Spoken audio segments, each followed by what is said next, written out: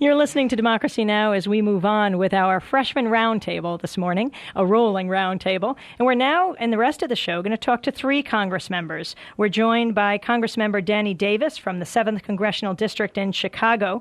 A Democratic Congressmember, Danny Davis is a former Chicago City Councilor and former Cook County Commissioner. We're joined by Congressmember Jim McGovern from Worcester, Massachusetts. He defeated two-term incumbent in November election. He was a former aide to Congressmember Joseph Moakley and earned a strong reputation as a champion of human rights, especially in El Salvador. And we're joined by Congressmember Ron Paul, a Republican from Houston, Texas. He defeated a four-term Republican in the primary before winning November's election. He ran for president on the Libertarian Party ticket in 1988 and did serve in Congress in the late 1970s. We welcome you all to Democracy Now! Thank you. Thank you very much. Thank you. Well, actually, why don't we begin with Congressmember Paul? There are some interesting things going on today at the Supreme Court as they consider a drug testing case, and it is being challenged by actually a libertarian. Do you want to comment on that? Not to mention that now the House has just ruled on voted on a package that would include drug testing of staff in Congress. I don't know the details of the court case, but I'm a stickler for the Fourth Amendment, and for that reason I did not vote for our rule changes. I think the war on drugs is an absolute danger to us, more dangerous than the drugs itself. So I think we have a long way to go before we protect the rights of the American citizens. And I think this war on drugs has been a great threat to us all. Do you think then that drugs like marijuana, for example, should be legalized in any circumstances? Well, I think we ought to think about what's been traditional. Roosevelt made it illegal in 1934.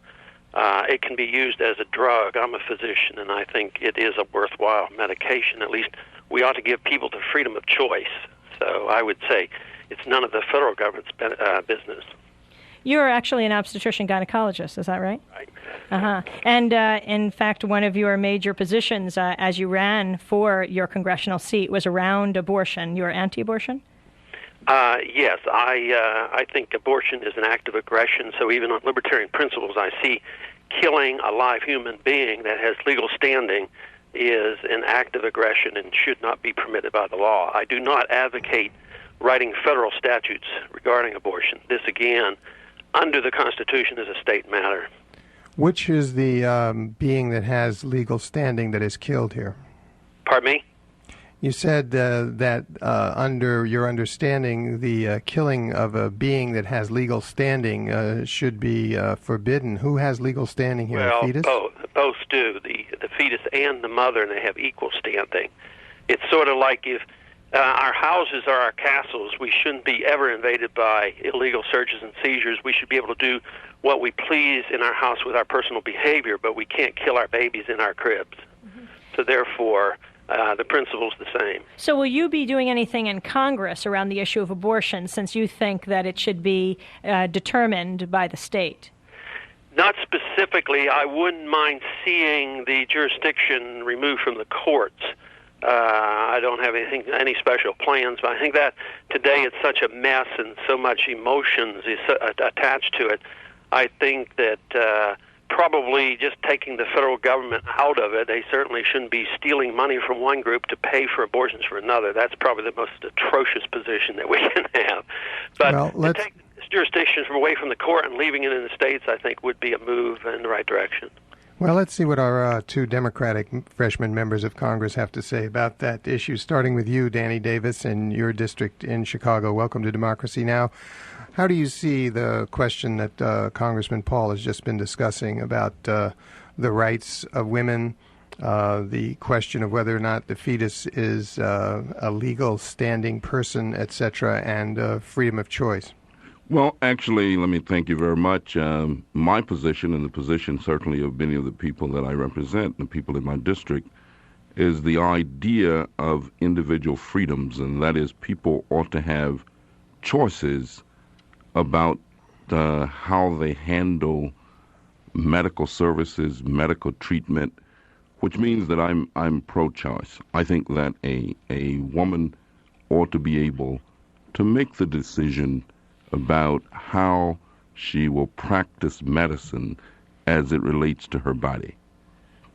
Jim How about McGovern? you, Congressman McGovern? Yeah, well, I share the same position of Congressman Davis. I'm pro-choice. I support Roe versus Wade, and I would certainly be opposed to all the efforts that I expect will occur in the United States Congress to try to take that right away from women. So I'm pretty strong on that point. Probably the biggest issue that's going to come up first around the issue of women's reproductive rights is family planning funds overseas. What is your stance on that, Congressmember McGovern? Well, I support family planning funds overseas. I mean, I think it's an important contribution that the United States makes to controlling the population explosion on this planet. There's a case to be made on the basis of health to continue doing that. I mean, it makes a lot of sense, and I hope that there's bipartisan consensus on that fact. Ron Paul, will there be, at least from your seat?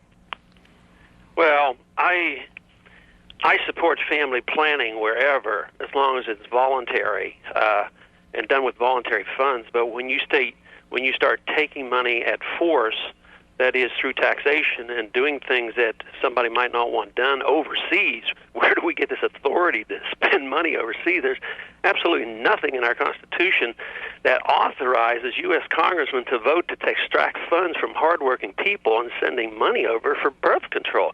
That is the furthest stretch of our imagination of what our Constitution says that I can imagine. Are you... Well, can you stretch your imagination and think that the national security of the United States might be positively affected by control and population growth, and that therefore this would be in our interests to have population control all over the world, as we do to some extent here in this country, and therefore not have to spend our money abroad on, say, military matters later on? No, I think that's too much of a stretch of imagination. Just too much of a stretch. I don't see how that has anything to do with national security. Matter of fact, not only wouldn't I send money over for birth control, I wouldn't send armies overseas either.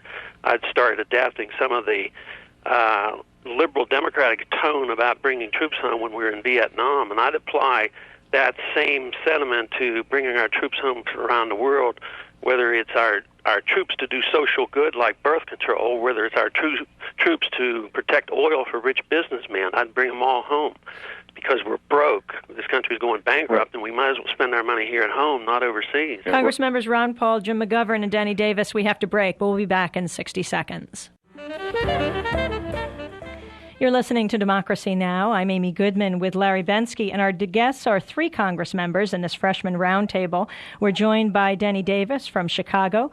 We're joined by Congressmember Ron Paul from just on the outskirts of Houston, and by Congressmember Jim McGovern from Worcester, Massachusetts. I know you wanted to get in there, Congressmember McGovern, to comment on the military issue. I also wanted to ask you about, your history around leading the congressional investigation into the murders of the 6 Jesuit priests and 2 laywomen in El Salvador.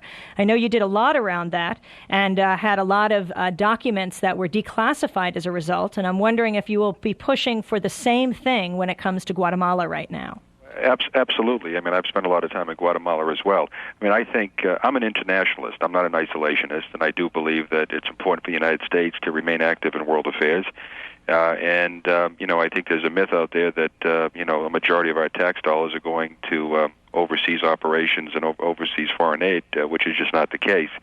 But, I would agree with Congressman Paul that that sometimes, we spend money foolishly overseas. Sometimes we engage in military interventions that don't make very much sense. And, I would argue that when we were involved in El Salvador, we spent billions of dollars propping up a government that went out and killed 6 Jesuit priests in the middle of the night and 2 women, and I thought that was a horrible example of a bad foreign policy. And one of the things that I did, along with Congressman Moakley, is we were charged by the Speaker of the House, then Tom Foley, to investigate that case, to find the truth, which we did, and then we fought to terminate military aid to that country, which forced the government and the rebel leaders to sit down at the table and work out a peace agreement, which that they're implementing now. But I think human rights has to play a role in where we spend our money and how we conduct ourselves. And I think it is in our national security interest, to play a role in trying to encourage human rights around the world. Let me just agree with Congressman McGovern, if I could. I had an opportunity also to travel to El Salvador with Congressman Lane Evans, and I think that as a world leader, I mean, the reality is that we are one of the most powerful countries on the face of the earth. We are the most technologically proficient nation. We are a world leader, and as such, I think we have responsibility not only for ourselves, but also to look at how we can help improve the quality of life across the world according to the standards that we have set relative to where we think things ought to be moving. So I would certainly agree with that position. Congressmember Danny Davis, what about overall your priorities in this 105th Congress? Well, my priorities are going to be, certainly I come from a district that is diverse. I mean, it's a district that has a great deal of poverty, a great deal of need. I believe that people ought to have an opportunity to work and become a part of the mainstream.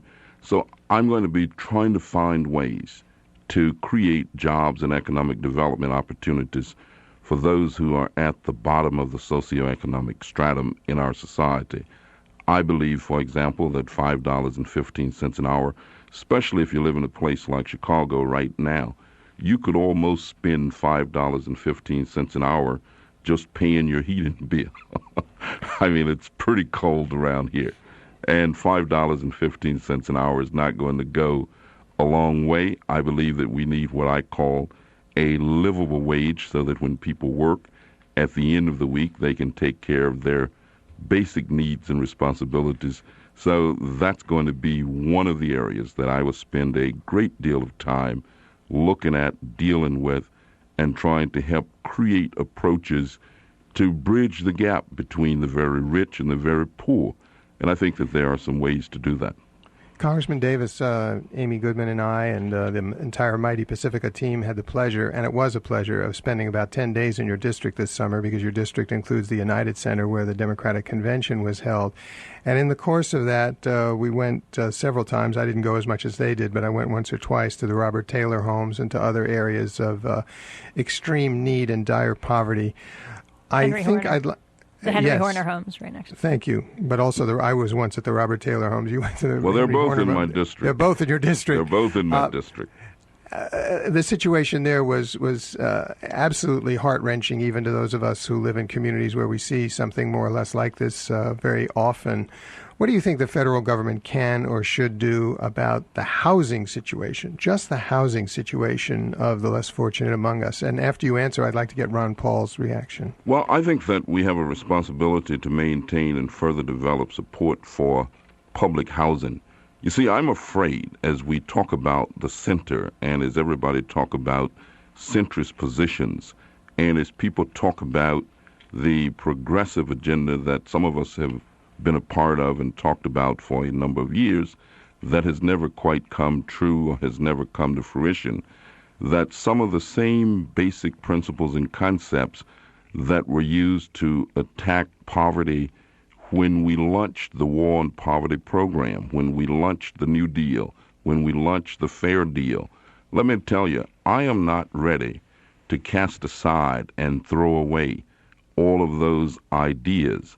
So I think that we have a responsibility and a commitment to do something positive about the needs of the poor.